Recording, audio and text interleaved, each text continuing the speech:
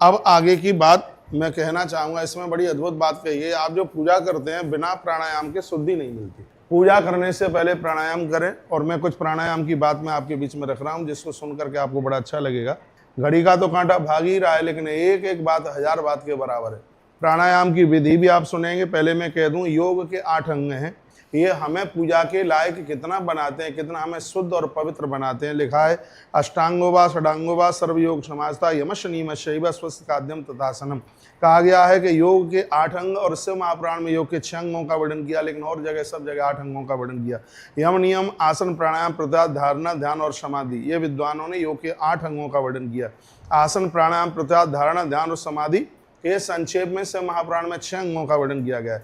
शिव शास्त्रों में इनके अलग अलग लक्षणों का वर्णन किया गया है। अब आइए उनके बारे में हमको सुन लेते हैं। शौच कहते हैं पवित्रता, अंदर और बाहर की पवित्रता। संतोष, तप, स्वाध्याय, स्वाध्याय की बहुत बड़ी महिमा, जो नित्य ग्रंथ आप पढ़ते हैं ये स्वाध्याय में ही आता है। और प्राणाधान, इन 5 भेदों से युक्त होते हुए योग के ये नियम कहे गए हैं। और कहा गया है कि नियम अपने अंश के भेद में 5 प्रकार के हैं। आसन के भी 8 भेद कहे गए, स्वस्तिकासन, पद्मासन, अर्धचंद्रासन, वीरासन, योगासन, प्रसादासन, पर्यांकसन, और अपनी रुचि के अनुसार जो आसन है उसको भी आसन में ही माना गया। जिस स्थिति में आप बैठे हैं, इधर कैमरा दिखाइए, इस समय आप बैठे हैं, इस आसन को सुखासन के नाम से जाना जाता है, जो कि पूजा पाठ में इसकी अपनी बहुत बड़ी महिमा है। अब अगली बात जो कही जा रही है, मैं कहूँगा बिना आसन के भोजन भजन कुछ भी नहीं है, ऐसा शिव महापुराण के अंतर्गत लिखा है। आप भोजन करते हैं उस समय भी आसन, और आप भजन करते हैं उस समय भी आसन का होना जरूरी है। प्राणस्वदेजो वायुस्तम व्यायामो निरोधनम तद्रेचकम बुरकम च कुंभकम च त्रियुक्चते। अब बात कही जा रही है प्राणायाम की। प्राणायाम के द्वारा जल से आप बाह्य शुद्धि कर लेते हैं, लेकिन अंदर की शुद्धि है वो प्राणायाम के द्वारा होती है। प्राणायाम का अर्थ भी आप समझेंगे। ये सब मैं पूजा के साधन आपको निवेदन कर रहा हूँ, और ये बातें सुनने को नहीं मिलेंगी। कथाओं में ज्यादातर ऐसे कलावती और लीलावती की कहानी टाइप की सुनने के लिए मिलती हैं, लेकिन एक बढ़िया जीवन जीने के लिए हमें ग्रंथों के बहुत अंदर तक जाना होगा। समुद्र के किनारे पहुंचने पर शंख और सीपी नहीं मिलेगी, शंख और सीपी के लिए अंदर गोता लगाना पड़ेगा। और उसी प्रकार से ग्रंथों के अंतस में जब हम जाते हैं तब हमें बढ़िया जीवन जीने की, इसके अंदर से जो एक मोती का वर्णन किया, मोती जो मिलता है वो एक अद्भुत है। आइए अब मैं प्राणायाम की बात करता हूँ। प्राणस्वदेजो वायु तमयामो निरोधनम, कहा जाता है अपने शरीर में प्रकट वही जो वायु है उसी को ही प्राण कहते हैं। अपने अंदर जो वायु है उसी को ही जो प्राण कहते हैं, और उसे रोकने का नाम है आयाम। आयाम और प्राण को दोनों को मिला देते हैं तो बन जाता है प्राणायाम। बहुत ध्यान से सुनिएगा, बात बड़ी अद्भुत है। थोड़ा सा आप अपने दिल पर, थोड़ा सा दिमाग पर जोर लगा लोगे तो बात बड़ी अद्भुत है, जो आपके पूजा आराधना और साधना के बहुत काम चल करके आएगी। हमारे अंदर जो वायु है उसको प्राण कहते हैं, और उस वायु को जो रोक सकता है, वायु को जो रोक सकता है तो उसको कहते हैं आयाम। दोनों को मिला करके बनता है प्राणायाम।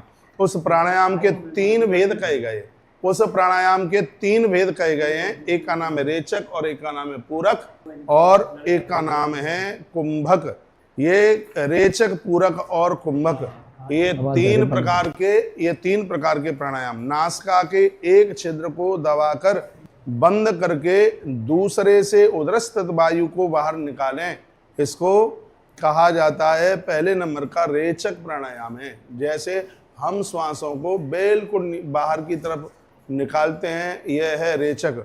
और उसके तत्पश्चात पूरक प्राणायाम में वर्णन किया गया कि जो पूरक जो प्राणायाम है, नासिका के छिद्र द्वारा बाह्य वायु शरीर को धौंकनी की तरह इसको जब ऊपर की तरफ हम खींचते हैं तब वह पूरक प्राणायाम कहा जाता है।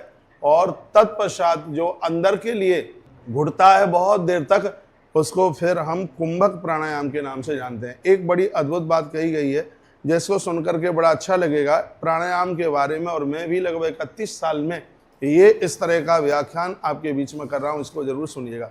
जब साधक भीतर की वायु को न छोड़ता है और न बाहर निकालता है, अंदर उसको घुटने देता है, और कहा जाता है कि उस समय वो प्राणायाम कुंभक नाम से कहलाया जाता है।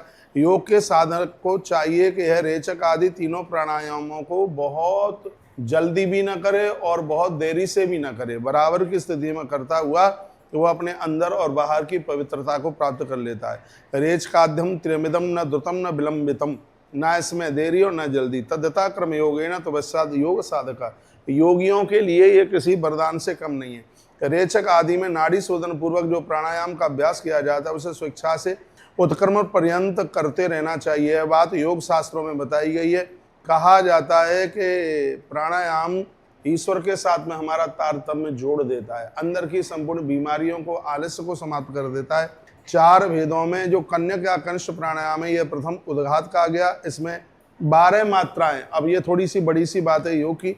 अब मैं तो प्रत्येक दिन सुबह प्राणायाम करता हूँ और मुझे तो भगवत कृपा से इसका बड़ा अभ्यास है। प्राणायाम के 2 भाग बताए गए हैं, ये बात बहुत ज़्यादा जरूरी है, इसको जरूर सुन लीजिएगा। एक है अगर्भ और एक है सगर्भ, 2 हैं।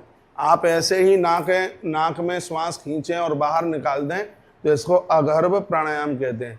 लेकिन उसी को आप अपने प्रणव के द्वारा, मंत्र के द्वारा, गुरु मंत्र के द्वारा, किसी देवता के मंत्र के द्वारा श्वासों को खींचते हैं, रोकते हैं और बाहर छोड़ते हैं तो उसको सगर्भ प्राणायाम के नाम से जाना जाता है। तो अगर्भ की बजाय सगर्भ प्राणायाम है वो हजारों गुना ज्यादा प्रभावशाली है।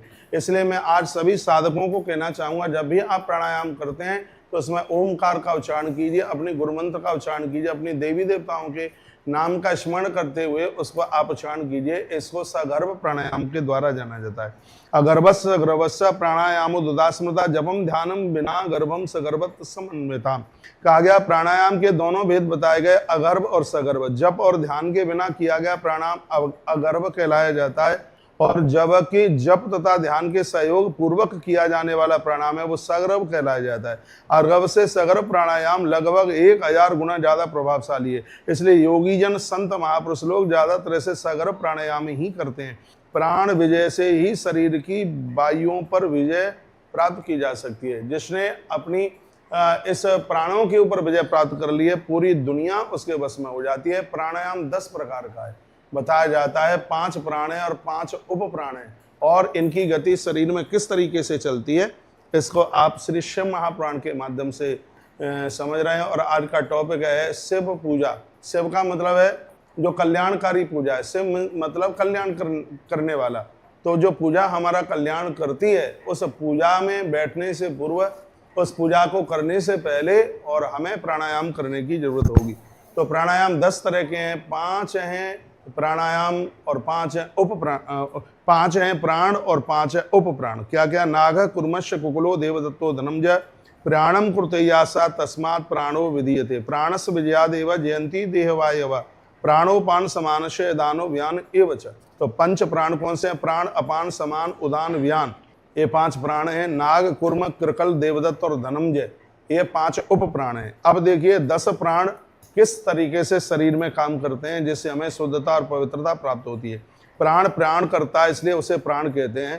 प्राण हमारे जीवन को बचाता है इसलिए उसे प्राण कहते हैं। जो कुछ भोजन किया जाता है उसे जो वायु नीचे ले जाती है उसको अपान प्राण कहते हैं। जो भी हम भोजन करते हैं और भोजन को जो नीचे पहुंचाने का काम करता है, ऐसे प्राण को हम अपान प्राण के नाम से जानते हैं। जो वायु संपूर्ण अंगों को बढ़ाती है, हमारे पूरे शरीर को बढ़ाती है और उस प्राण को कहते हैं व्यान। व्यान प्राण है जिसके द्वारा हमारे शरीर को ग्रोथ मिलती है, हमारा शरीर बढ़ता है। जो वायु मर्म स्थानों को उत्तेजित करती है तो उसको उदान संज्ञा कही गई है, उसको उदान प्राण कहते हैं। जो वायु सब अंगों को समभाव से लेकर के चलती है वह अपने उस समन्वय रूप कर्म से, इसलिए उसको समान प्राणों के नाम से उसको जाना जाता है। अब मुख से कुछ उगलने का जो कारण वायु बनती है उसी को नाक कहते हैं। जैसे उल्टी है, बपन है, थूकना है, ये सब ये भी प्राण है, ये नाग प्राण के नाम से जाना जाता है। आंख खोलने को कूर्म प्राण कहते हैं। जैसे आंखें हमारी बंद हैं और हमारी आंख भी जो खुल रही है इसमें भी प्राण ही काम कर रहे हैं, नहीं तो आंखें खुलेंगी ही नहीं। और उस प्राण का नाम है कूर्म प्राण है, उसका नाम छींक हमें आती है, उसको कृकल प्राण के नाम से जानते हैं। जो हमें छींक आती है ये भी प्राण का ही काम है। और जो हम जवाई लेते हैं जिसमें मुंह खुला रहता है इसको देवदत्त प्राण के नाम से जानते हैं, उस प्राण का नाम है देवदत्त। धनंजय नामक वायु संपूर्ण शरीर में व्याप्त रहती है और मृतक शरीर को भी वह नहीं छोड़ती। उस प्राण वायु का नाम है धनंजय। व्यक्ति की मृत्यु होने के तत्पश्चात भी देह में उसकी व्यापकता होती है, नहीं तो फिर वो मिट्टी का शरीर है, वो जलेगा ही नहीं यदि उसमें ये न हो।